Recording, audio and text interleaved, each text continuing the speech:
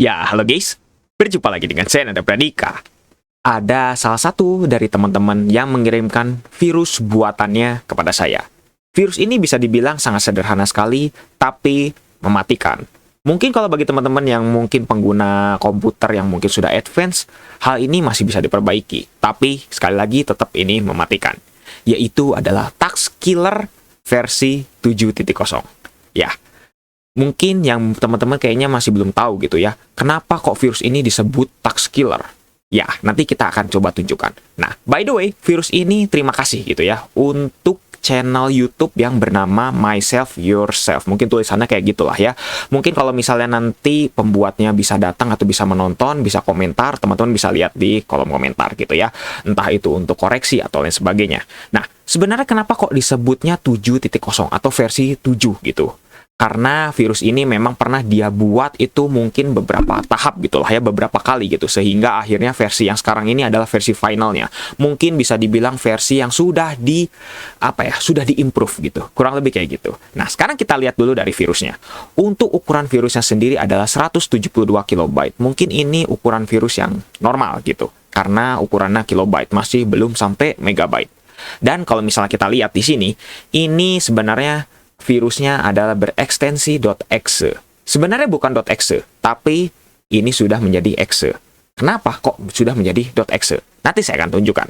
Dan ini kalau misalnya kita lihat dari description-nya, Win32 Cabinet Self-Extractor. Loh, self-extractor harusnya biasanya MSI nih. Atau mungkin ya exe juga bisa gitu. Cuman kenapa nih? Kok agak curiga gitu. Dan kalau misalnya kita lihat dari detailsnya di sini, sama. Di sini original file name-nya juga kok bisa wextract.exe. Ya, nanti juga saya akan jelaskan. Nah, ini kalau misalnya teman-teman lihat gitu ya, versi ini sebenarnya virus yang hanya bisa dijalankan di 64 bit.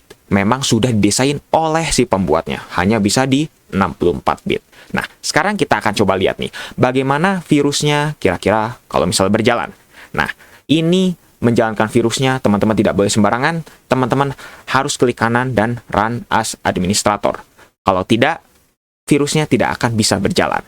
Jadi teman-teman jangan lupa untuk run as administrator, dan setelah ini kita akan lihat reaksinya. Cepet banget loh teman-teman.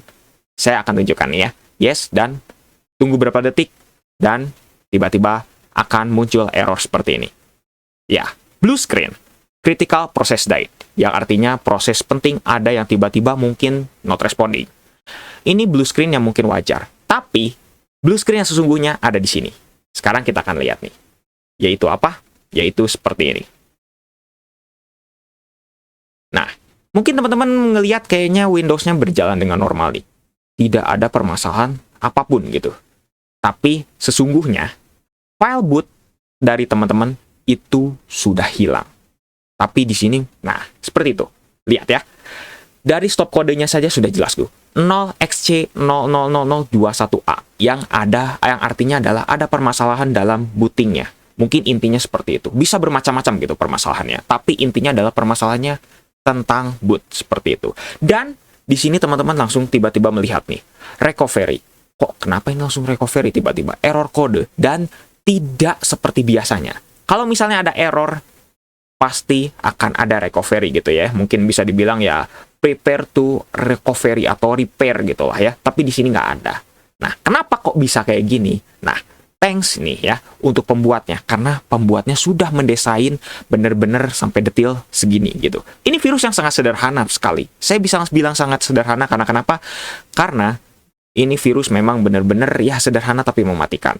Dan virus ini hanya bisa berjalan 64 bit seperti yang sudah saya jelaskan. Nah, di sini saya punya Windows 1 lagi. Windows 10 sama, dan ini Windows versi 32 bit. Yang sebelumnya itu 64 bit, yang sekarang 32 bit. Nah, sekarang saya akan coba tunjukkan kalau misalnya kita jalankan di 32 bit akan bagaimana. Sekarang run as administrator dan kita yes, dan apa yang kira-kira akan terjadi. Seperti ini. This app can run on your PC. Jadi nggak bisa. Karena ini harus berjalan di 64 bit, seperti itu. Dan saya akan tunjukkan nih, karena kebetulan Myself Yourself sebagai pembuatnya ini sangat baik sekali, dan bisa mempertunjukkan atau bisa memperlihatkan gitulah ya, skripnya bagaimana, ini dia skripnya. Nah, mungkin teman-teman aneh gitu, loh, kok skripnya menggunakan BAT atau batch? Iya, betul. Ini sebenarnya virus yang sangat sederhana karena kita bisa membuat dengan sendirinya. Dan bisa dibilang virus ini sangat mudah sekali. Teman-teman tinggal cukup bermodal notepad dan sudah jadi gitu, seperti itu. Dan kebetulan dari publishernya atau dari pembuatnya virus ini, dia menggunakan converter dari BAT to exe. Makanya kenapa akhirnya filenya menjadi exe gitu. Kurang lebih kayak gitu. Nah, sekarang kita akan lihat nih ya satu persatu untuk apa ya namanya? Untuk menjelaskan gitu.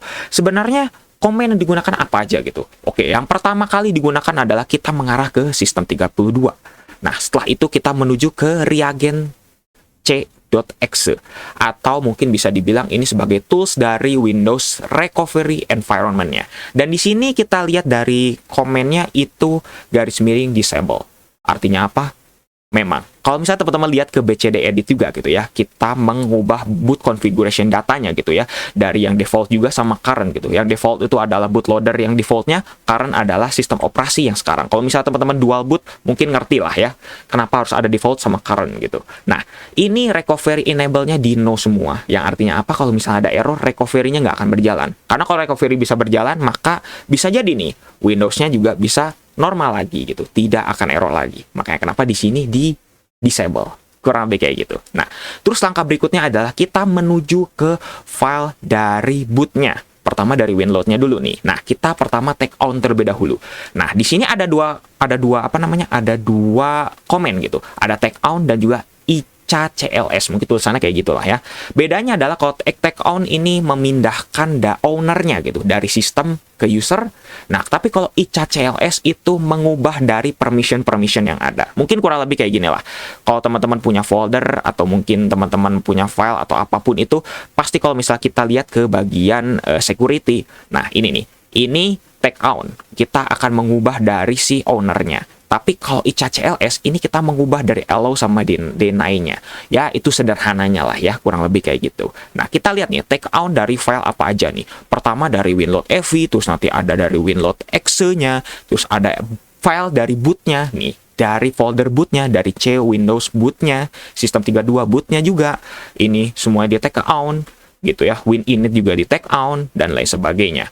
Terus juga ini CLS-nya kita ganti juga gitu dari masing-masing file yang tadi. Jadi makanya kenapa akhirnya ya file tersebut bisa dimodifikasi. Yang awalnya mungkin kalau teman-teman coba dihapus atau coba di rename itu akan tidak bisa gitu. Kurang lebih tidak akan bisa gitu. Nah, dan jangan lupa kita langsung delete filenya. Jadi ini sebenarnya nih udah menggunakan delete, di force, terus kita pakai S gitu atau subfoldernya juga dihapus dan quiet gitu. Jadi semuanya tidak akan ada yang namanya konfirmasi dan lain sebagainya, langsung main dihapus. Terus CLS kita hapus lagi si komennya biar bersih gitulah ya di komen promnya.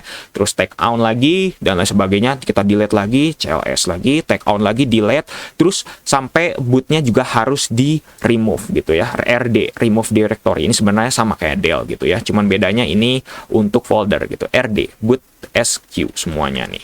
Dan seperti itu. Kita menuju ke sistem 32 lagi, semuanya lagi dihapus ini file-filenya, bootnya, terus take on juga, WinInit-nya juga kita trigger. Karena kenapa? Karena dengan WinInit mungkin teman-teman tahu lah ya, bisa blue screen kalau misalnya kita jalankan di PowerShell. Mungkin teman-teman ada yang tahu lah ya. Terus ini kita take on juga, terus kita rename WinInit-nya dengan ya apapun itu. Sebenarnya ini diganti gitu ya, WinInit jadi init doang gitu. Sebenarnya bebas gitu ya di sini, cuman dia ubah menjadi init. Dan kita buat nih blue screen-nya dengan cara bagaimana? Dengan cara WinInit-nya kita tentax dan yang terakhir SVC host-nya. Mungkin teman-teman tahu lah ya, kalau di Windows 10 ke atas SVC host kalau misalnya di entax, sebenarnya saya sudah pernah buat gitu videonya. Itu pasti akan blue screen. Tapi kalau di Windows 7 ke bawah SVC host itu nggak akan bikin blue screen. Gitu. Jadi makanya kenapa virus ini sebenarnya hanya cocok, hanya apa ya namanya, kredibel atau cocok banget untuk Windows 10 ke atas gitu. Kalau untuk Windows 7 ke bawah itu agak kurang gitu. Tapi kenapa harus 64 bit? Itu mungkin kalau misalnya ada kreatornya gitu lah ya, dari Myself Yourself mungkin bisa komentar gitu lah ya, kenapa gitu. Dan mungkin kalau ada penjelasan saya yang salah juga boleh untuk dikoreksi gitu, kurang lebih kayak gitu. Nah, jadi kurang lebih virusnya berjalan seperti ini. Jadi teman-teman bisa sebenarnya menjalankan virus ini kalau misalnya kita save gitu ya, save as, terus kita buat file bat, itu sebenarnya bisa. Tapi kenapa kita buat exe?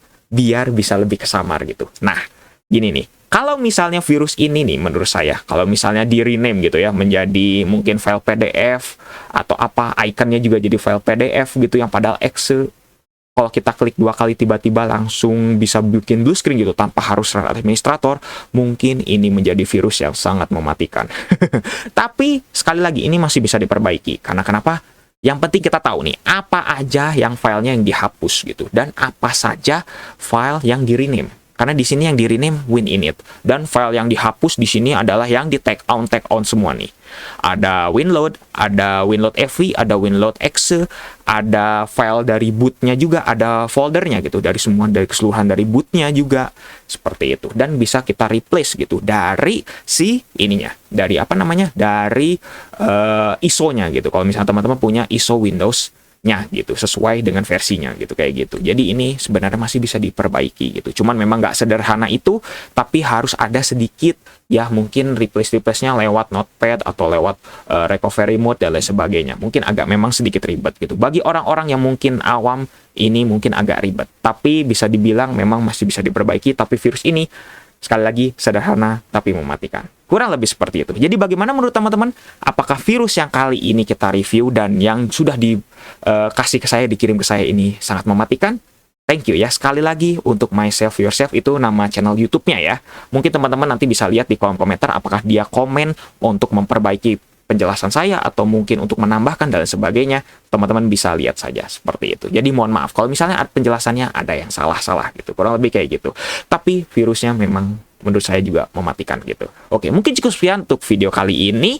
Jangan lupa untuk subscribe dan juga share video ini jika bermanfaat. Bantu channel ini juga agak bisa berkembang.